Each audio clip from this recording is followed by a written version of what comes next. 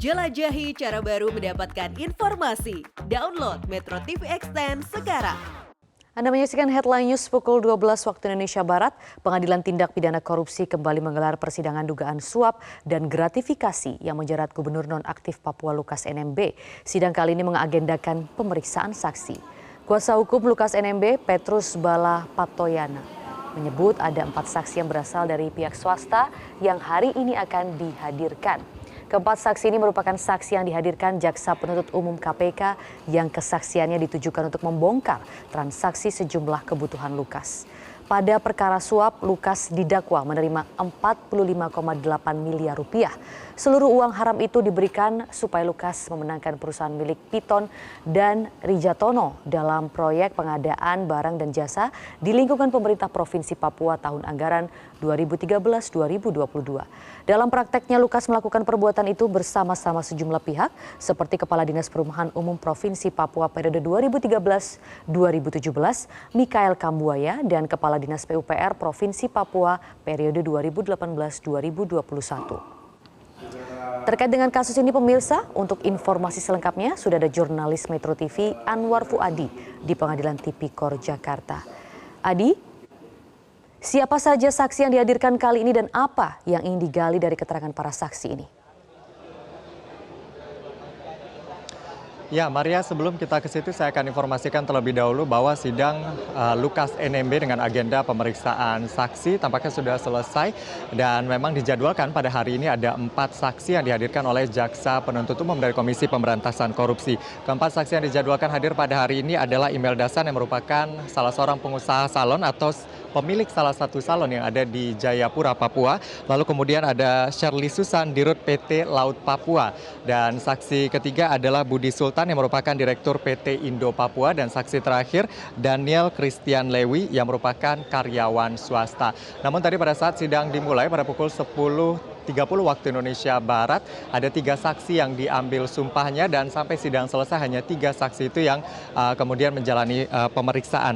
Saksi yang tadi hadir adalah Budi Sultan, lalu kemudian ada Shirley Susan dan juga Imel Dasan. Tadi kami mendengar kesaksian dari para saksi, diantaranya adalah kesaksian dari Budi Sultan. Budi Sultan ini merupakan Direktur PT Indo Papua yang berdiri sejak tahun 2005. Dan memang untuk saksi-saksi yang dihadirkan pada hari ini, JPU ingin mendalami terkait dengan aliran dana dari rekening atas nama para saksi yang dihadirkan pada hari ini. Alirannya kemana dan apakah ada keterkaitan dengan gratifikasi dan yang melibatkan Lukas NMB dalam kasus ini.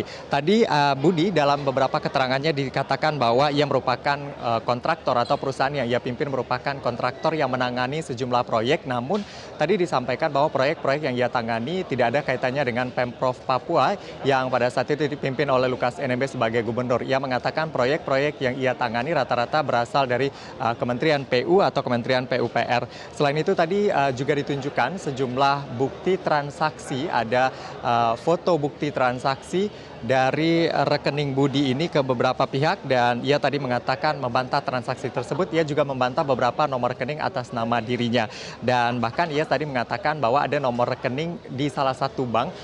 Dikatakan bahwa bahkan bank tersebut pada saat transaksi yang ditunjukkan di tahun 2013 bank tersebut belum hadir di Papua sehingga ia tidak memiliki nomor rekening atas bank tersebut. Itu tadi beberapa bantahan yang disampaikan oleh saksi Budi Sultan dalam persidangan ini.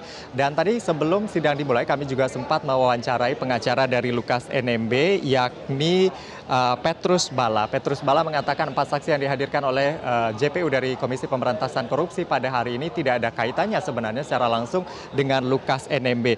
Disampaikan oleh pengacara Lukas tadi bahwa 4 saksi ini bahkan tidak mengenal Lukas NMB dan ini juga terkonfirmasi pada saat majelis hakim tadi menanyakan para saksi, ada 3 saksi yang diperiksa, ditanyakan bahwa memang mereka tidak mengenal langsung Lukas NMB tapi hanya tahu bahwa Lukas NMB ini adalah pernah menjadi gubernur di Papua.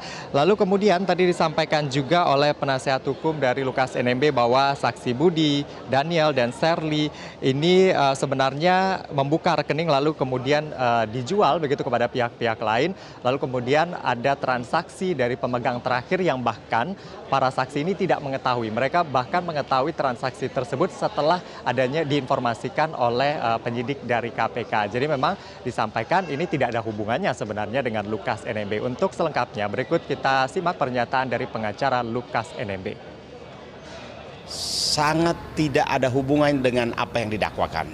Karena yang didakwakan kan mengenai gratifikasi 1 miliar yang dari Rija Tonolaka, Hotel Angkasa 25 miliar, dan 10 miliar dari Petun NMB. Mereka Petun NMB. 4 saksi ini tidak ada hubungan dengan dakwaan dan apalagi mereka tidak pernah mengenal atau berhubungan dengan Bapak Lukas. Ya, Maria, memang sejauh ini sudah ada 18 saksi yang diperiksa dalam persidangan terkait dengan kasus yang melibatkan Gubernur Papua Nonaktif Lukas NMB. Dari keterangan penasihat hukum juga dari 18 saksi yang telah dihadirkan ini yang punya hubungan sebenarnya dengan kasus yang menjerat Lukas NMB. Menurut ini versi dari pengacara Petrus ya, dikatakan bahwa yang ada hubungannya hanyalah Rija Tanolaka, yaitu terkait dengan uang 1 miliar yang disebutkan dalam kesaksian Rija ini adalah milik dari Lukas NMB. Lalu kemudian terkait dengan Hotel Angkasa senilai 25 miliar ini dikatakan adalah milik pribadi dari Rija Tanolaka tersebut.